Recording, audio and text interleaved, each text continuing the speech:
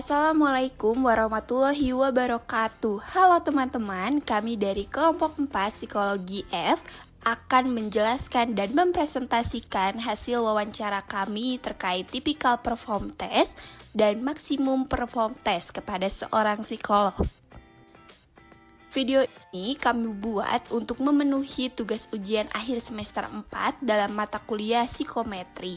Sebelumnya, perkenalkan, nama saya Liana Nur Afifah dan teman saya Salman Nur Ajiza yang akan membantu untuk menjelaskan hasil informasi yang kami dapatkan mengenai alat tes psikologi.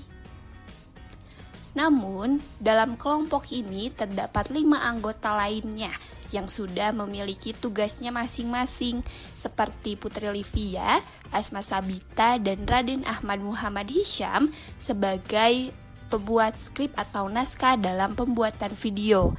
Lalu yang terakhir ada Sipa Nur Latifah dan Haidar Ma'ruf yang bertugas sebagai editor video. Pada hari Senin tanggal 4 Juli 2022, kami melakukan sebuah wawancara kepada seorang psikolog klinis. Beliau bernama Raden Muhammad Ibnu Ramadan, MC Psikolog, di mana beliau memiliki cukup banyak pengalaman dalam melakukan pengetesan asesmen psikologi. Beliau juga saat ini bekerja sebagai dosen di Universitas Nasional Pasim, Bandung. Wawancara ini berlangsung selama kurang lebih 1 jam. Dan prosesnya berjalan cukup lancar. Wawancara ini juga dilakukan di Laboratorium Psikologi Universitas Muhammadiyah Bandung.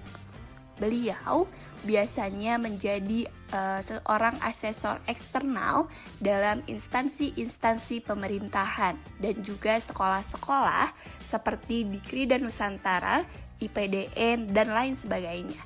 Dalam pekerjaannya, beliau biasa menggunakan beberapa alat tes psikologi seperti IST, WZT grafis, MBTI, Pauli, DAP, dan lain-lain sesuai dengan kebutuhan layanan psikologi. Namun, walaupun dalam beberapa alat tes psikologi yang beliau gunakan itu cukup banyak, hanya ada 1 alat tes psikologi saja yang sering beliau gunakan, yaitu IST atau Intelligence Structure Test, di mana IST ini adalah salah satu alat tes psikologi yang digunakan untuk mengukur tingkat kecerdasan seseorang, di mana jika dilihat secara menyeluruh, tes ini memiliki bagian-bagian yang saling berhubungan secara makna atau struktur. Beliau memberikan kesempatan kepada kami untuk melihat contoh dari setiap alat tes yang beliau gunakan, termasuk kepada lembar riwayat hidup, di mana pada lembar riwayat hidup tersebut dapat menjadi sebuah gambaran seseorang dengan dilihat dari suku bangsa, alamat, latar belakang keluarga, dan lain sebagainya. Selanjutnya, beliau mengatakan bahwa alat tes IST ini memiliki tujuan untuk melihat potensi dari seseorang, namun bukan dalam keahlian individu tersebut, melainkan seperti potensi dari testi dengan cara melihat bagaimana cara testi mengisi alat tes IST ini.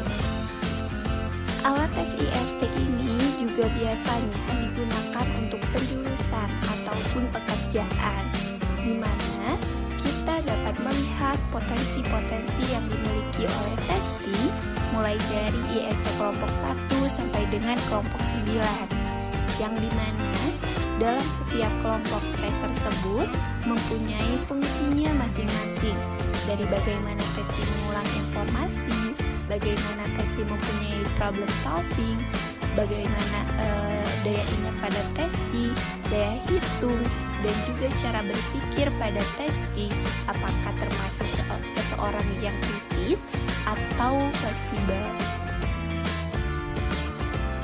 Berdasarkan kelompok subtes pada IST, dapat diketahui dalam tiap setiap kelompok soal itu memiliki fungsinya masing-masing, yaitu pada kelompok soal 1 adalah Satzbildung atau SE, di mana hal ini adalah tes ini itu untuk melengkapi kalimat. Pada subtes ini yang diukur adalah masalah pengambilan keputusan, keinginan berprestasi, penilaian atau pembentukan opini, common sense, penekanan pada berpikir praktis dan konkret, pemaknaan realitas, dan juga berpikir secara mandiri. Lalu pada kelompok soal 2 adalah Word yang dimana atau WA, dimana tes ini itu bentuknya adalah melengkapi kata-kata, dimana pada subtes ini yang akan diukur adalah kemampuan menangkap inti atau makna dari sesuatu yang disampaikan melalui bahasa, perasaan empati, atau kemampuan menyelami perasaan, dan juga berpikir induktif menggunakan bahasa.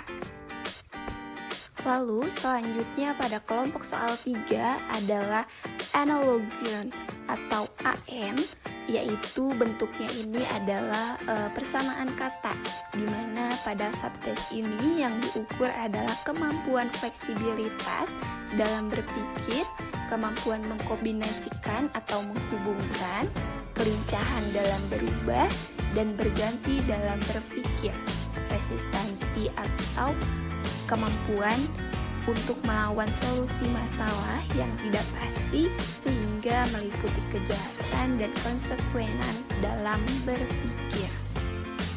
Lalu pada kelompok soal 4 adalah Gemeinsamkeiten, di mana bentuk soal ini adalah sifat yang dimiliki oleh bersama, di mana pada subtes ini adalah yang diukur itu kemampuan abstraksi verbal, menemukan ciri yang sama atau khas dari dua objek dan menyusun suatu pengertian tentangnya. Kemampuan untuk menyatakan pengertian akan sesuatu dalam bentuk bahasa, membentuk suatu pengertian atau mencari inti persoalan, serta memahami esensi pengertian suatu kata untuk dapat menemukan kesamaan esensial dari beberapa kata. Lalu, pada kelompok soal 5 adalah Rechenaufgaben, yang dimana bentuk soal ini adalah kemampuan berhitung. Dalam subtes ini, aspek yang dapat dilihat adalah kemampuan berpikir atau memecahkan masalah praktis dalam berhitung, matematis, berpikir logis dan lugas, juga penalaran dan kemampuan berpikir runtut dalam mengambil suatu kesimpulan. Lalu pada kelompok soal 6 adalah Zahlenreihen atau ZR, yaitu deret angka. Dalam subtes ini akan dilihat bagaimana cara berpikir teoritis dengan hitungan. Maksudnya mengukur kemampuan berhitung yang didasarkan pada pendekatan analisis atas informasi faktual berbentuk angka, sehingga didapatkan suatu kesimpulan, serta kelincahan dan irama dalam berpikir. Dan selanjutnya pada kelompok soal 7 adalah Figurenauswahl atau FA, yaitu memilih bentuk. Pada subtes ini akan mengukur kemampuan dalam membayangkan, kemampuan mengkonstruksi sehingga dapat menggabungkan potongan suatu objek visual dan menghasilkan suatu bentuk tertentu, serta memasukkan bagian pada suatu keseluruhan atau membayangkan menyeluruh. Lalu pada kelompok soal 8 adalah Würfelaufgaben atau WU, yaitu latihan balok. Pada subtes ini, hal yang akan diukur adalah kemampuan analisis, yakni daya bayang ruang, di dalamnya terkandung kreativitas, kemampuan 3 dimensi, imajinasi, dan fleksibilitas berpikir, serta kemampuan konstruktif, teknis dalam menyusun perubahan. Lalu yang terakhir pada kelompok soal 9 adalah Merkaufgaben atau ME, yaitu latihan simbol. di mana subtes ini akan mengukur terutama daya ingat seseorang dalam waktu yang lama, konsentrasi yang menetap, dan daya tahan. Alat tes ini memiliki kelebihan yaitu dalam mengadministrasikannya tidak terlalu sulit karena instruksi dalam pengerjaan sudah ada dalam buku tes.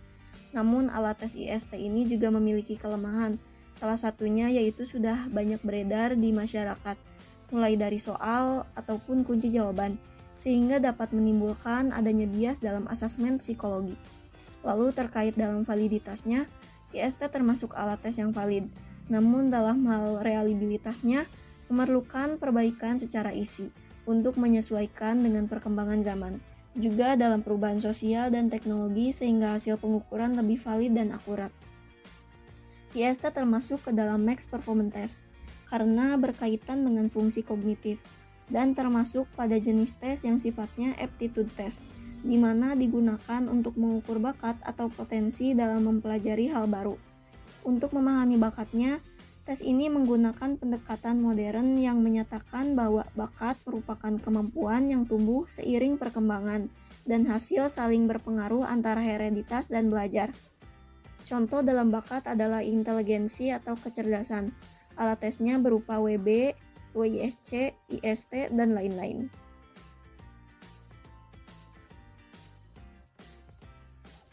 Jadi kesimpulannya, IST adalah salah satu tes psikologi yang digunakan untuk mengukur tingkat kecerdasan seseorang atau inteligensi seseorang. IST merupakan salah satu jenis alat ukur yang mengukur konstruk inteligensi manusia. Sebagai alat ukur inteligensi, IST menghasilkan skor Mean dalam konteks inteligensi, yang disebut dengan IQ.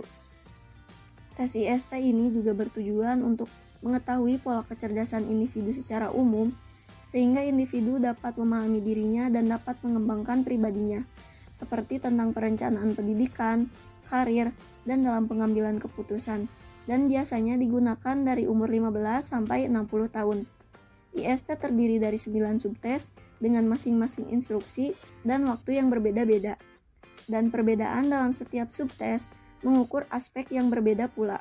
9 subtes tersebut yaitu diantaranya SE berupa melengkapi kalimat, lalu WA berupa melengkapi kata-kata, lalu AN berupa persamaan kata, lalu GE berupa sifat yang dimiliki bersama, lalu RA berupa berhitung, lalu ZR berupa deret angka, lalu FA berupa memilih bentuk, lalu WU berupa latihan balok, dan terakhir ME berupa latihan simbol. Mungkin cukup sekian yang dapat kelompok kami sampaikan. Mohon maaf jika terdapat kesalahan, dan terima kasih atas perhatiannya. Semoga ilmunya dapat bermanfaat bagi kita semua. Wallahu muwaffiq ila aqwamit thoriq. Wassalamualaikum warahmatullahi wabarakatuh.